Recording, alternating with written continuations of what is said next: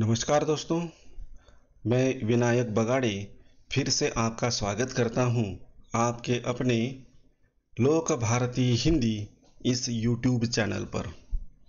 कक्षा है 9वीं और दिन है छठा यानी 6 जुलाई 2021। और इस दिन हम देखने वाले हैं इसके क्षेत्र लेखन, भाषण, वाचन। इन तीन क्षेत्र के बारे में हमें अलग अलग प्रकार की कृतियां यहाँ पर करनी हैं। अब देखिए, यहाँ पर सबसे पहले अपेक्षित कौशल यहाँ पर दिया है। छात्र अपरिचित परिस्थितियों और घटनाओं की कल्पना करते हुए गुट चर्चा में सहभागी होकर उसमें आए विशेष उद्धरणों, वाक्यों का अपने बोलचाल तथा संभाषण में प्रयोग कर परिचर्चा, भाषण आदि में अपने विचारों को मौखिक अथवा लिखित ढंग से व्यक्त करेंगे। अब देखिए, जो छात्र हैं ये छात्र अपरिचित कोई परिस्थिति हो या घटना हो उसकी हमें कल्पना करनी है और कल्पना करते हुए गुट चर्चा में सहभागी होना है, एक दूसरे से विचारों का आदान प्रदान करना है। और जो परिचर्चा हो या फिर भाषण हो उसमें उस छात्र को अपनी मौखिक अथवा लिखित ढंग से उसे अभिव्यक्त करना है। तो यह अपेक्षित कौशल लेकर हम प्रस्तुत हुए हैं। इसमें देखिए, आओ पता करें, सबसे पहले कृति दी गई है, आओ पता करें। इसमें क्या है देखिए, शिक्षक छात्रों के सामने कोई एक कहावत, लोकोक्ति या कथन प्रस्तुत करेंगे और उस पर अपने विचार अभिव्यक्त करने को कहेंगे। जैसे कर भला हो भला। अब देखिए, अध्यापक की भूमिका क्या है। अध्यापक अपने छात्रों के सामने कोई हिंदी की एक कहावत या लोकोक्ति या फिर कथन को प्रस्तुत करेंगे और उस पर आधारित छात्र सोचेंगे, विचार करेंगे, गुट चर्चा करेंगे और अपना अभिमत व्यक्त करेंगे। जैसे कि उदाहरण के तौर पर विषय दिया है कर भला हो भला, यानी अगर हम दूसरों का भला करेंगे तो खुद ब खुद अपना भी भला हो जाएगा, यह अर्थ है। तो इससे मिलती जुलती कोई कहानी हो तो या उस पर कोई विचार किसी को व्यक्त करने हैं कि हाँ सर, ये बात बिल्कुल सही है कि दूसरों की भलाई करने से हमारी अपनी भलाई होती है। कोई कहेगा कि नहीं सर, ऐसा नहीं होता। वो क्यों? ऐसा कोई अनुभव उसके जीवन में उसने प्राप्त किया है, वह भी उसे पूछ लेना है और छात्र को अपनी बात यहाँ पर उसे स्पष्ट करनी है, अभिव्यक्त करनी है। उसका केंद्रीय अर्थ ग्रहण करते हुए छात्र अपने विचार लिखित रूप में व्यक्त करेंगे। और यह जो छात्र हैं, यह छात्र इस बात को ध्यान में रखकर उसका केंद्रीय अर्थ प्राप्त करते हुए अपने जो विचार हैं, यह विचार लिखित रूप में छात्र को व्यक्त करने हैं, लिखने हैं।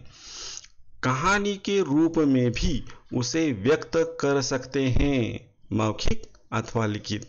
और जो भी बात है वह बात हम कहानी के द्वारा छात्रों को बताने के लिए कहते हैं। आप जो बताना चाहते हो वह कहानी के रूप में व्यक्त करना है। जब हम ऐसा कहेंगे तो यह छात्र सोचेगा और एक नवनिर्मिति हो जाएगी।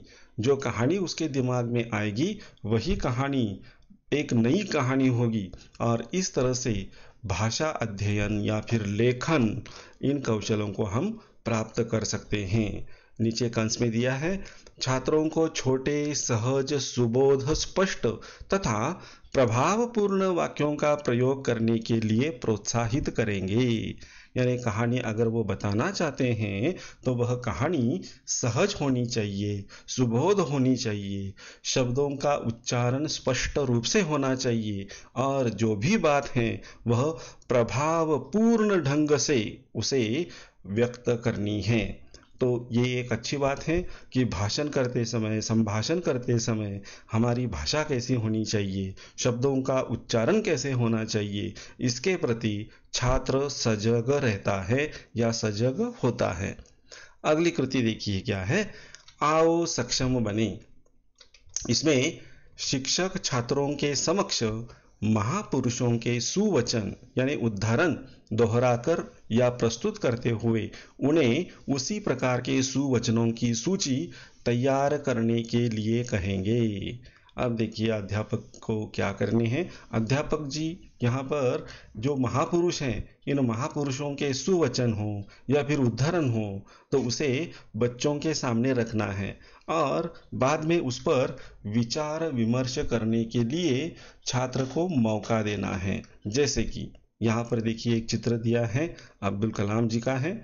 उन्होंने एक वाक्य बोला था, उनका उदाहरण यहाँ पर दिया है। ब्लैक कलर भावनात्मक रूप से बुरा होता है, लेकिन हर ब्लैक बोर्ड विद्यार्थियों की जिंदगी ब्राइट बनाता है। एपीजे अब्दुल कलाम जी, उनका यह उदाहरण है, बड़ा अर्थपूर्ण है, सकारात्मक है। तो इस उदाहरण को देखने के बाद, पढ़ने के बाद इसे समझ लो और इस पर अपने विचार, अपनी भावनाएं छात्रों को बतानी है या लिखनी भी हैं। इन सुंदर विचारों से छात्र अपने जीवन में बदलाव लाएंगे, जिससे जीवन सकारात्मक रूप में बदलने में सहायता होगी। तो हमारे अंदर जितने भी नकारात्मक विचार हैं, इन नकारात्मक विचारों को नष्ट करने के लिए ऐसे उदाहरण होने चाहिए और जो नकारात्मकता होती है वह सकारात्मकता में हम उसे बदल सकते हैं, परिवर्तित कर सकते हैं। अगली कृति देखिए, आओ अभ्यास करें। इसमें देखिए 1 नंबर, अपने जीवन की महत्वपूर्ण घटना बताइए। आपके जीवन में, छात्र के जीवन में अगर कोई ऐसी घटना जो कि काफ़ी महत्व रखती है, ऐसी महत्वपूर्ण घटना उसे बताने के लिए कहना है।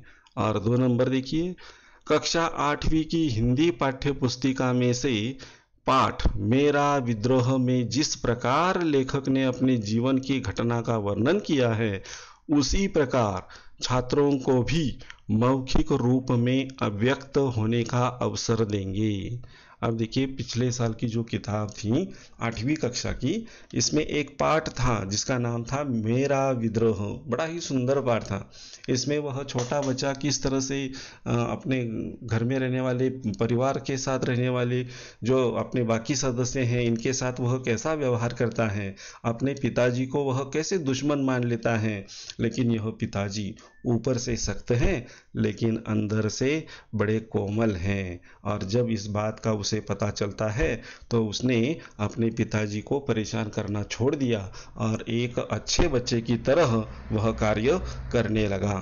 तो ऐसा कोई प्रसंग आपके जीवन में यानी छात्रों के जीवन में आया है? अगर आया है तो उसे बताने के लिए प्रेरित करना है।